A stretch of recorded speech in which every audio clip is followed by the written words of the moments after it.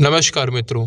प्रभास, बाहुबली और शाहरुख खान के जो फैंस हैं वो आपस में एक बड़ा युद्ध करना चाहते हैं और इस युद्ध के माध्यम से तय करना चाहते हैं कि आखिर कौन है विजेता। आज से लगभग 2 माह पहले जब ये तय हो चुका था कि शाहरुख खान की फिल्म जवान और प्रभास गारू की फिल्म सालार ये दोनों ही सितंबर में रिलीज़ होंगी, उसी समय इस युद्ध की पृष्ठभूमि लिखी गई थी। उस समय सोशल मीडिया पर एक बड़ा युद्ध छिड़ गया था।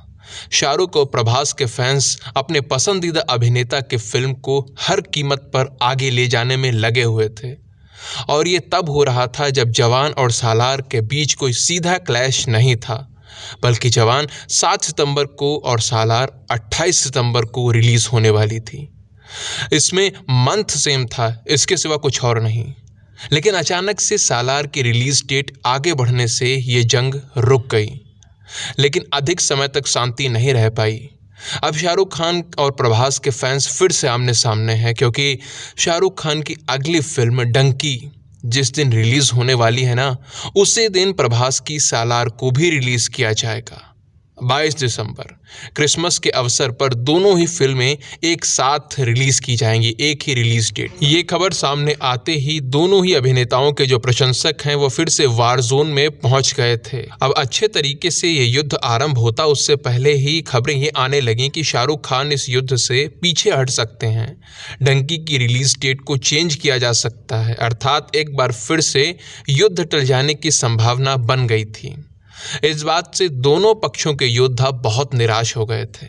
लेकिन अब समाचार यह आया है कि युद्ध तो होकर रहेगा, क्योंकि डंकी की रिलीज़ डेट नहीं बदलने वाली, वो 22 दिसंबर को ही रिलीज़ होगी। इस समाचार ने दोनों ही पक्षों के योद्धाओं में जोश भर दिया है।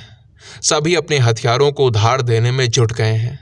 अब ऐसे में प्रश्न ये है कि हम और आप जैसे लोग जो कि निष्पक्ष हैं, उन्हें किसकी ओर से युद्ध में सम्मिलित होना चाहिए। यदि मैं अपनी बात करूं तो अभी तक की उपलब्ध जानकारी के आधार पर इन दोनों ही फिल्मों की जो थीम है वो ठीक नहीं लगी मुझे।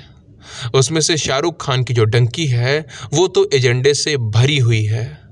इस फिल्म की कहानी को लेकर जो भी बातें सामने आई हैं उससे पता चलता है कि ये लोग फिल्म के माध्यम से इनलीगल इमिग्रेंट्स यानी अवैध घुसपैठियों को उचित ठहराने का प्रयास करने वाले हैं, ठीक उसी प्रकार से जैसे धनुष की 2021 में आई फिल्म जगमेथंदिरम में किया गया था। भारतीयों को यूएसए और अन्य यूरोपियन कंट्रीज में जाने वाले इनलीगल इमिग्रेंट्स के रूप में प्रस्तुत करके हमें भावुक किया जाएगा और घुसपैठियों के प्रति सहानुभूति बनाई जाएगी। अब रोहिंग्या और बांग्लादेशी घुसपैठियों के प्रति स्पष्ट रूप से तो सहानुभूति नहीं बना सकते, तो भारतीयों को अपमानित करते हुए उन्हें पश्चिमी देशों में अवैध घुसपैठिया बनाकर प्रस्तुत कर दिया जाएगा और हमारी भावनाओं का दोहन किया जाएगा।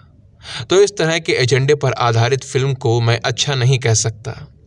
यदि सालार की बात करूं तो उसमें कोई ऐसा बड़ा एजेंडा अभी तक तो नहीं दिख रहा है, पर उसकी थीम भी ठीक नहीं है, क्योंकि चाहे सालार हो चाहे केजीएफ हो, ये सब एक ही थीम से, एक ही विचारधारा से प्रेरित हैं।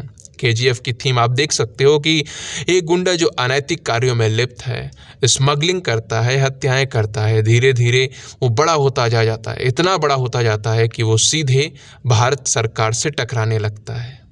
यदि सरकार, सेना, इन सब का उपयोग ना किया जाए, इन सब के विरोध में बातें ना दिखाई जाए, तब तक ठीक है। लेकिन अब कोई इतना बड़ा हो जाए कि सरकार से, सेना से टकराने लगे, तो ये क्या उचित है? आप स्वयं विचार कीजिए। अब ऐसी परिस्थिति में ये दोनों ही फिल्में ठीक नहीं हैं, ये समस्याग्रस्त हैं। इसीलिए जब तक मैं फिल्म को देख नहीं लेता, मैं किसी के बारे में कुछ नहीं कह सकता कि कौन सी इनमें से ठीक है। बाकी आप लोग किस फिल्म का समर्थन कर रहे हैं, आप किस अभिनेता के प्रशंसक हैं, वो आप कमेंट सेक्शन में लिख कर बता सकते हैं। वीडियो को अंत तक देखने के लिए आप सभी का बहुत बहुत धन्यवाद। जय सिया राम, जय माँ भारती।